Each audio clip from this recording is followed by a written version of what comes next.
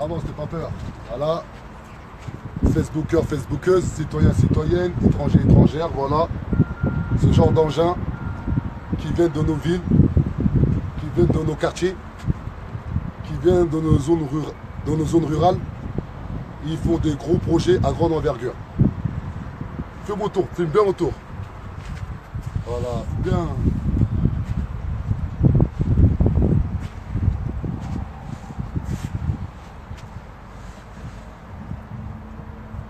Avance. Voilà. Là, on est dans l'ancien site de PSA, de Citroën, qui faisait la fierté de la ville d'Aulnay-sous-Bois, qui a fait en sorte que nos parents issus de l'immigration, nos parents immigrés, lorsqu'ils sont venus en France, ils ont pu subvenir aux besoins de leur famille. Ils ont pu vivre le rêve français, c'est-à-dire recevoir des mensualités, éduquer leurs enfants comme ils pouvaient, assurer l'avenir de leurs familles qui sont restées au pays. Le site PSA a été fermé. Il y a eu une grande révolte populaire, du moins des salariés, des syndicalistes. Mais la fermeture a quand même pris effet. La ville d'Aulnay-sous-Bois, en tête de file, M. Béchiza, se sont battus pour acheter les terrains que vous voyez derrière, qu'on va aller voir. Oh, je travaillais là. Je travaillais dur. J'étais en train de préparer le chantier, bref. Voilà, M. Béchiza, le maire de la ville d'Aulnay-sous-Bois, s'est battu bec et ongle pour obtenir le terrain qu'on va voir là-bas, tout ça là, à hauteur de 110 millions d'euros. L'État a versé 70% et nous, contribuables de la ville d'Aulnay-sous-Bois, on a versé exactement 30%.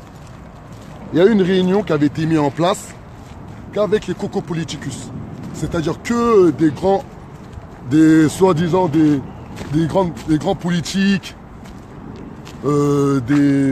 c'était la fois où je suis allé devant la réunion, où même il y avait beaucoup de policiers qui ont essayé de m'attraper. La vidéo elle a été beaucoup regardée sur les réseaux sociaux. Et je voulais me rendre à cette réunion, sans comme quoi je suis un habitant de la ville. J'ai grandi au 3000, à même pas 2 pas de là. Comment ça se fait que dans notre ville, il y a des projets de grande envergure, c'est-à-dire créer un nouveau quartier et que la population n'est pas impliquée? Comment se fait-il qu'avec notre propre argent, il y a des gros projets de grande envergure et on n'est pas sollicité? On ne peut même pas en profiter. Donc, on a sollicité la municipalité afin de comprendre quel est ce projet, tout simplement. Et ça m'a valu ma révocation. Comment ça se fait qu'aujourd'hui, nos quartiers sont pointés du doigt par les homo politicus comme l'Afrique? C'est-à-dire, on pille nos richesses.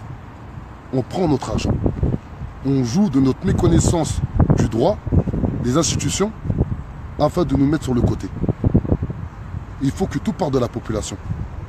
Il faut qu'on réalise que la population, on a le droit d'être respecté et être respectable, c'est-à-dire vivre dignement. Lorsqu'on dit être respectable, c'est-à-dire que tout être humain de la population française, avec toute la richesse que comporte la France, on n'a pas le droit de vivre dans des bâtiments où il y a des canalisations cassées, où il y a des états-fentes qui ne marchent pas, où les espaces extérieurs ne sont pas entretenus, les parties communes, etc., etc., etc. Donc nous, nos revendications par rapport au nouveau site de PSA, elles étaient hyper simples. Le projet, il a entamé. On ne peut rien y faire. Mais nous, on a dit comme quoi on veut que 50% de logements qui seront construits dans le nouveau quartier soient en logement HLM. Ensuite, on a demandé que 50% soient pour l'accessibilité à la propriété. On veut que dans les 100% des logements qui seront construits, on veut uniquement des habitants de la ville d'Aulnay-sous-Bois. Pourquoi on veut uniquement des habitants de la ville d'Aulnay-sous-Bois? C'est pas par jalousie ou par haine, non. C'est qu'à Aulnay-sous-Bois, il y a exactement 5000 demandes de logement. Il y a 5000 êtres humains à Aulnay-sous-Bois qui sont en attente de logement. Donc logique, si on construit des nouvelles habitations dans la ville d'Aulnay-sous-Bois, que les propriétaires soient d'abord les Aulnaysiens. Vu qu'on prend 30% de leurs impôts pour acheter le terrain, je sais pas, ça va de soi. Il n'y a rien de spécial. Et bien ça m'a valu ma révocation. C'est grave, hein? C'est grave. C'est très grave. Mais le pire de tout ça, lors de la conférence où ils nous ont interdit l'accès, vu que pour eux, on était juste indésirables. Béchiza, il a fait une erreur de politique très grave. Et tous ceux qui font de la politique, tous ceux qui ont fait soi-disant Sciences Po et tout, etc., ils vont confirmer ce que je viens de raconter. Béchiza, lors de son auditoire, à la fin, il a fini par ma ville. Il a fini par ma ville. C'est pas sa ville, c'est notre ville. C'est la ville de tous les Aulnésiens. C'est la ville de toutes les personnes qui se plaisent à Aulnay-sous-Bois. C'est la ville de toutes les personnes qui ont envie de voir leur enfant grandir dignement. De vivre dignement et d'être la fierté de leurs parents, car leurs parents, ils les ont ramenés en France pour qu'ils vivent dignement. C'est la ville de tous les Aulnésiens qui payent des impôts. Donc tous les Aulnésiens, ils ont le droit, ils ont surtout le devoir de savoir ce qui se passe dans leur environnement. Et pour ça, j'ai été révoqué. Car je suis un Aulnésien. J'ai grandi à Aulnay-sous-Bois. Dans la cité des 3000, il n'y a même pas 2 pas de PSA. Tous mes amis d'enfance, leurs parents ont travaillé à PSA. Moi-même, j'ai travaillé à PSA. J'ai la rage. J'ai la rage. Car c'est pas normal qu'aujourd'hui, la population, on se plaint, mais on ne réagit pas. Il faut qu'il y ait plus d'amour. Il faut qu'on réalise que chacun, à titre personnel, peut agir dans son environnement. Vous savez, le mouvement La Révolution est en marche. On a fait 10 000 erreurs pour 5 victoires à chaque fois. Oumarou pourra vous le confirmer. Mais ce qui est sûr et certain, il y a une victoire qu'on a et qui va rester aggravée et à vie. C'est toutes les personnes qu'on a pu accompagner à l'échelle nationale, je répète bien, à l'échelle nationale, toutes les personnes ont pris conscience qu'ils peuvent, à titre personnel, faire bouger les choses dans leur environnement. Et ça, c'est la meilleure des victoires. Il faut qu'on arrête de compter sur les institutions. Dans nos quartiers dits populaires, la République, elle ne nous protège plus. La preuve, j'ai été révoqué. La preuve, j'ai fait plus de 12 plaintes sans jamais être une fois convoqué au commissariat. Il faut que la population de la ville d'Aulnay-sous-Bois, qui comporte exactement 83 000 habitants, qu'on dégage PCSA en 2020. Il faut qu'on mette un vrai projet politique en place, basé sur les bailleurs sociaux, basé sur la sécurité, basé sur l'enfance, basé sur les personnes âgées. Basé sur nos quotidiens, sur nos problèmes quotidiens municipales et bergé sur l'économie. La ville d'Aulnay-sous-Bois a un budget annuel de 180 millions d'euros.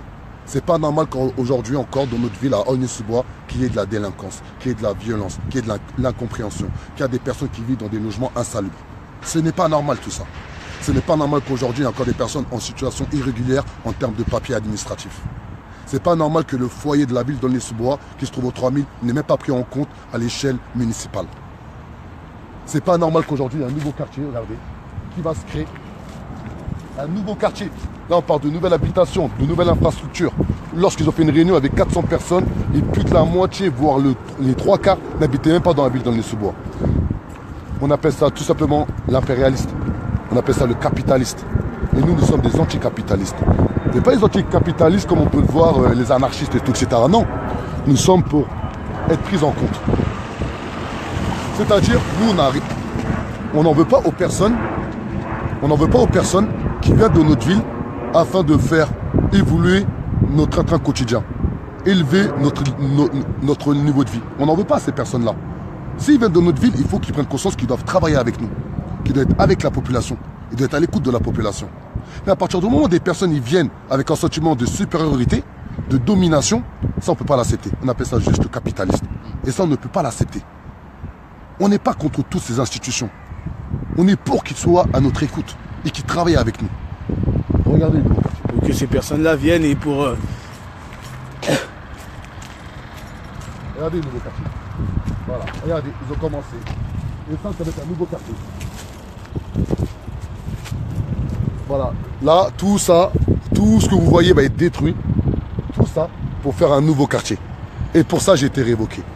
Donc, là, on appelle vraiment toute la population aulnaysienne, toutes les personnes qui suivent le mouvement La Révolution est en marche, toutes les personnes qui ont été peinées par ma révocation, par mon licenciement, toutes les personnes qui ont réellement envie qu'il y ait un réel changement à l'échelle nationale par rapport à la prise en compte de la population, le 7 mars 2018 à 19h30, ça va être réellement le début de la révolution en France.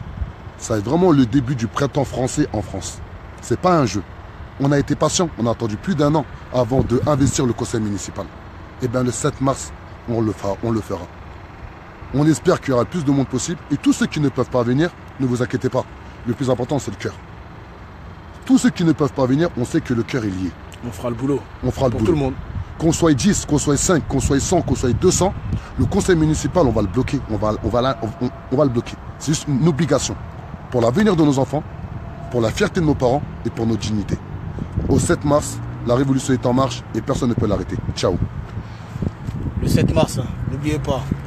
C'est ça ou pas? Je t'aime mon frère. Rendez-vous le 7 mars.